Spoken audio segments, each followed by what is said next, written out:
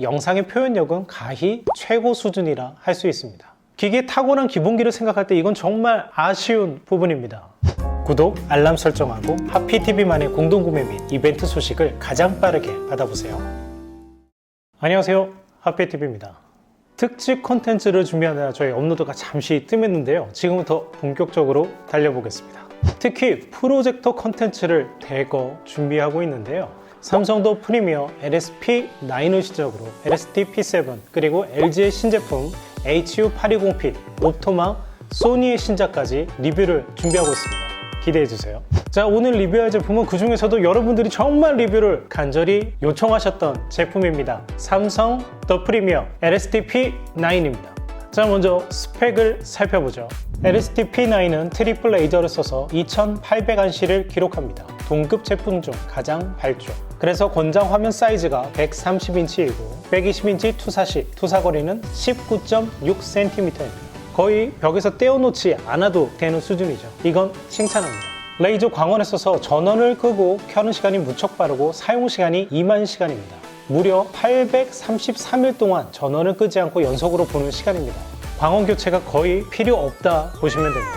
패널은 DLP660T를 씁니다. 해상도가 4K라고 되어 있지만 실제로는 2716x1528 해상도 패널이 더 빨리 움직여서 해상도가 마치 3840x2160으로 보이게 하는 거죠. 자, 이를 XPR 기술이라 부르는데 이것은 일종의 눈속임입니다. 해상도가 4K랑 똑같을 수가 없어요. 훨씬 떨어지죠.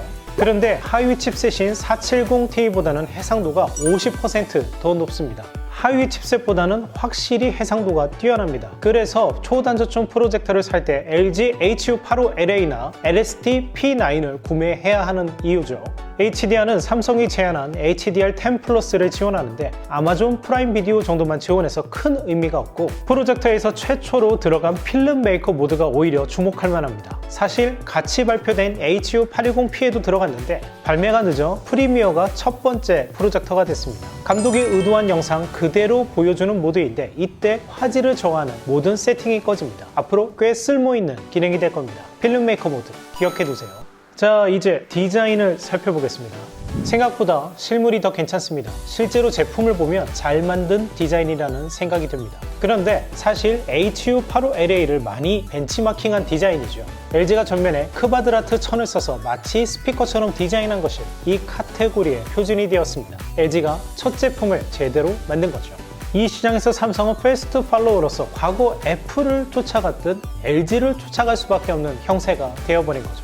LSD-P9은 트리플 레이저라 거대하다 여기기 쉬운데 생각보다 콤팩트합니다. 프리미엄 7보다 아주 조금 더 큰 사이즈일 뿐만 아니라 HU85LA보다 안쪽 폭은 비슷한데 가로폭에서 많이 차이가 납니다. 훨씬 콤팩트하죠. 잘 만들었다는 생각이 듭니다. 측면은 흑백기구가 위치하고 후면에 단자부와 전원 버튼이 위치합니다. 단자부에는 안테나, 유선랜, HDMI 입력 3개, USB, 옵티컬 출력이 위치합니다. 리모컨은 삼성 TV의 그것과 같습니다. 심플해서 이쁘긴 한데 실제로 쓰면 사용성이 너무 떨어져요.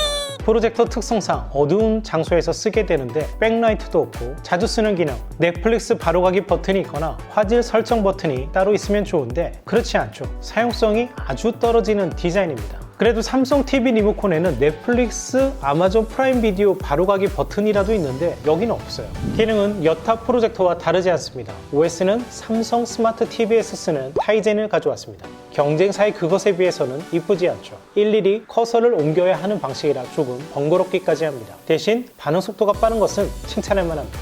앱스토어는 TV에 그것을 그대로 가져와 넷플릭스, 아마존 프라임, 웨이브 모든 OTT 서비스를 지원합니다. 지원 안 되는 앱이 없을 정도죠. 그리고 애플의 에어플레이까지 지원되는 것은 무척 반갑습니다. 갤럭시의 경우에는 제품 옆면을 터치하는 것만으로 미러링이 연결됩니다. 키스톤은 15포인트로 조정할 수 있고 포커스는 전동 포커스 방식입니다. 영상 관련 메뉴를 보면 선명한 화면, 표준화면, 영화 화면, 필름 메이커 모드 4가지 중 선택할 수 있고 전문가 설정으로 들어가서 세부 항목을 컨트롤할 수 있습니다.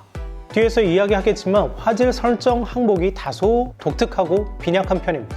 이 제품에서 가장 아쉬운 점 중 하나를 알 수 있습니다. 그리고 별거 아니지만 화면 꺼질 때 마치 무대막이 닫히는 듯한 효과 좋습니다. 이런 작은 디테일이 사용자를 감동시키는 법이죠. 마지막으로 사운드. 스피커에 우퍼 2개, 트위터 2개, 어쿠스틱 빔 2개가 쓰였는데 사운드가 썩 괜찮습니다. 별도의 사운드바 생각이 안 날 정도로 사운드가 훌륭합니다. 칭찬하겠습니다.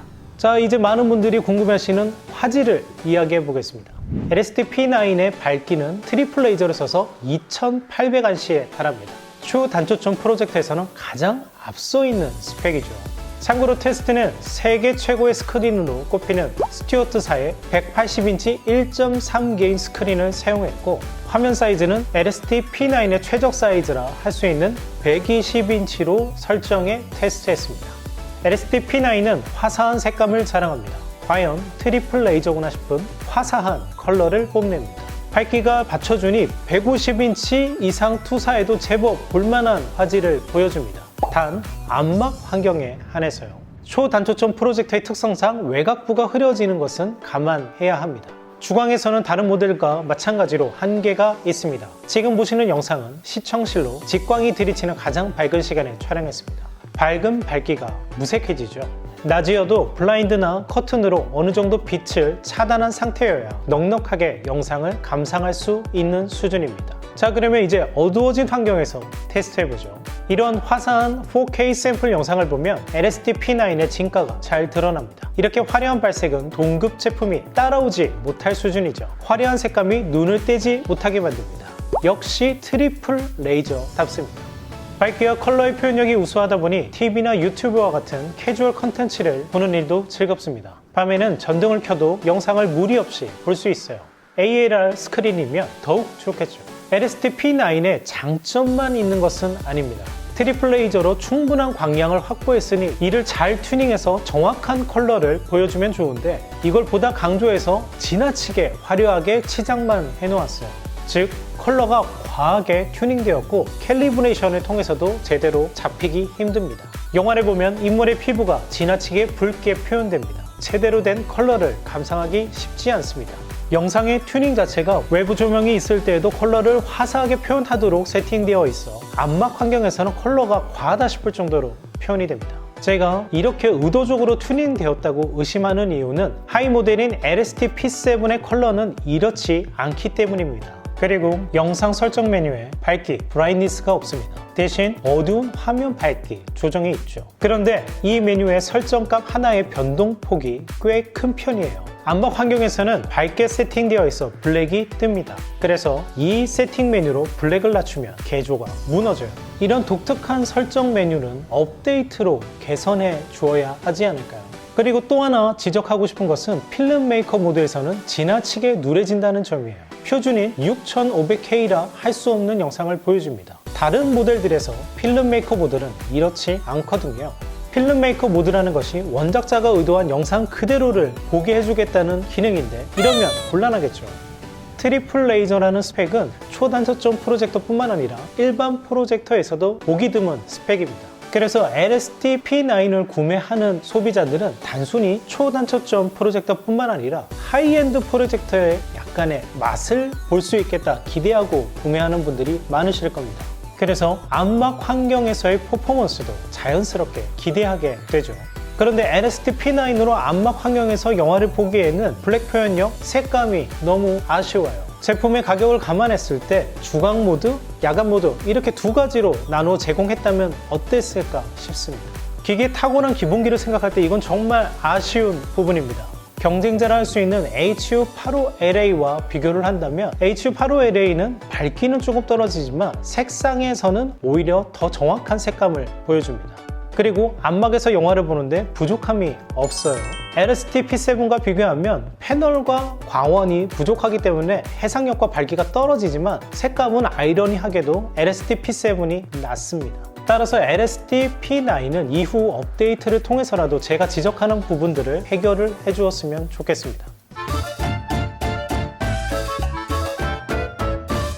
LSD-P9은 우수한 상품성을 가진 초단초점 프로젝터라 할 수 있습니다. 주광이나 외부 조명이 있을 때 영상의 표현력은 가히 최고 수준이라 할 수 있습니다. 다만 몇 가지 개선해야 하는 점이 남아있죠. 제가 지적한 컬러 문제는 단순히 튜닝의 문제인지 트리플 레이저를 하드웨어적으로 정확하게 컨트롤하기 어려워서 발생한 문제인지는 정확하지 않습니다. 가능하다면 앞서 언급한 대로 주간 모드, 야간 모드 이렇게 나누어서 이후에 업데이트를 해주면 좋을 것 같습니다. 정말 잘 기획해서 잘 만든 모델인데 이런 문제는 좀 아쉽게 느껴집니다. LST-P9에 궁금하신 점이 있으시다면 댓글로 남겨주시고요. 저희는 그럼 다음 프로젝터 리뷰로 찾아뵙겠습니다. 지금까지 하피TV였습니다. 감사합니다.